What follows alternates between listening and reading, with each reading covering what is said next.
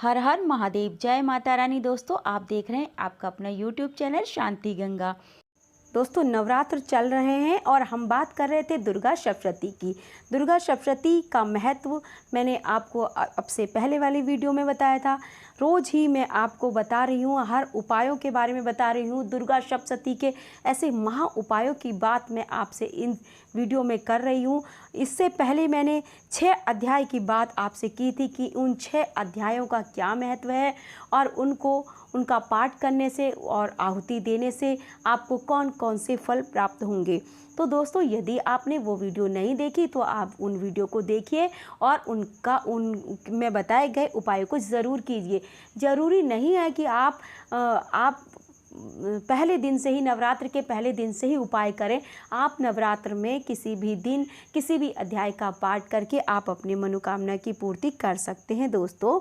और नवरात्र में माँ दुर्गा की कृपा, विशेष कृपा आप सब पर बनी रहे। आप सब का जीवन खुशियों से, सुखों से भरपूर रहे, ऐसी मेरी कामना है, ऐसी मेरी माँ से प्रार्थना है। दोस्तों बात करेंगे आज दुर्गा सप्तशती के 7वें अध्याय की।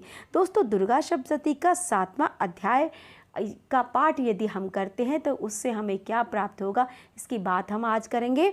तो दुर्गा सप्तशती के 7वें अध्याय का संबंध किसी भी विशेष कामना से है दोस्तों। किसी भी विशेष कामना की पूर्ति के लिए 7वां अध्याय सर्वोत्तम है। अगर सच्चे और निर्मल दिल से माँ की पूजा की जाती है दोस्तों और 7वें अध्याय का पाठ किया जाता है तो व्यक्ति की कामना की पूर्ति अवश्य होती है दोस्तों। आप ये बात मन में बसा लीजिए, बिल्कुल अच्छी तरह से समझ जाइए। और माँ पर अगर आपकी जरा सी भी श्रद्धा है और आपकी कोई भी मनोकामना है तो आप 7वें अध्याय का पाठ कीजिए और माँ को सिर्फ 2 लौंग की आहुति दे दीजिए दोस्तों। मेरे कहने से इतना काम कीजिए और आप देखेंगे कि आपकी जो भी मनोकामनाएं वो ज़रूर पूरी हो जाएगी। तो जीवन में हमारे साथ बहुत सारी समस्याएं होती हैं। जीवन कभी भी आसान नहीं होता, कुछ लोगों के लिए तो बिल्कुल भी आसान नहीं होता। ढेर सारी समस्याएं हमारे जीवन में भरी होती हैं। तो उन समस्याओं से संबंधित जितने भी समाधान हैं सारे के सारे दुर्गा सप्तशती में दिए गए हैं दोस्तों। बस ज़रूरत यही है कि हम उन्हें समझें और पूरी भक्ति भावना से, पूरी लगन से हम उन उपायों को करें। तो दुर्गा सप्तशती का 8वां अध्याय हमसे क्या कहता है कि अगर आपका कोई प्रिय आपसे बिछड़ गया है, कोई गुमशुदा है और आप उसे ढूंढकर थक चुके हैं तो 8वें अध्याय का पाठ चमत्कारिक फल प्रदान करता है दोस्तों। यदि आपके आसपास ऐसा कुछ हुआ है तो आप उन लोगों को भी ये उपाय बता सकते हैं। बिछड़े हुए लोगों से मिलने के लिए, इसके अलावा वशीकरण के लिए दोस्तों। वशीकरण हर कोई आजकल वशीकरण करना चाहता है। कोई अपने पति को वश में करना चाहता है, कोई पत्नी को, कोई प्रेमी, कोई प्रेमिका, किसी को भी वश में करना चाहता है। तो वशीकरण के लिए भी इस अध्याय का पाठ किया जाता है, दुर्गा सप्तशती के 8वें अध्याय का।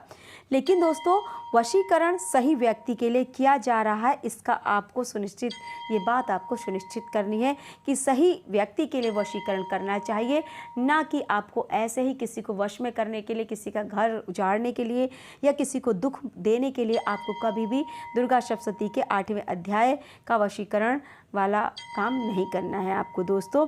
सही मनसा के साथ किया जा रहा है यदि आपका ये उपाय है और सही मनसा के साथ अगर आप वशीकरण कर रहे हैं, 8वें अध्याय का पाठ कर रहे हैं तो इसका ध्यान आपको रखना बहुत आवश्यक है, नहीं तो फ़ायदे की जगह आपको नुकसान हो सकता है दोस्तों।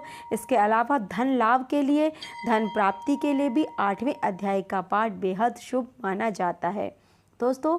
दुर्गा सप्तशती का 9वां अध्याय। 9वें अध्याय का पाठ संतान के लिए किया जाता है दोस्तों। पुत्र प्राप्ति के लिए या संतान से संबंधित किसी भी परेशानी के निवारण के लिए दुर्गा सप्तशती के 9वें अध्याय का पाठ किया जाता है।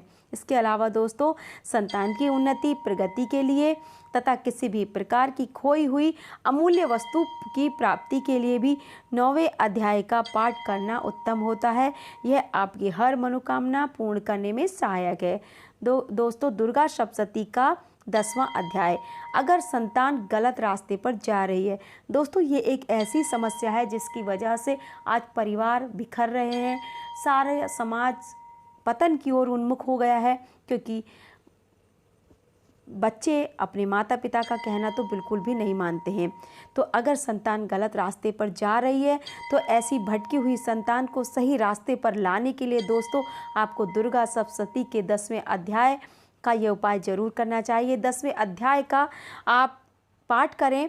अच्छे और योग्य पुत्र की कामना के साथ अगर 10वें अध्याय का पाठ किया जाएगा दोस्तों तो योग्य संतान की प्राप्ति होगी और प्राप्त संतान सही रास्ते पर चलने लगेगी।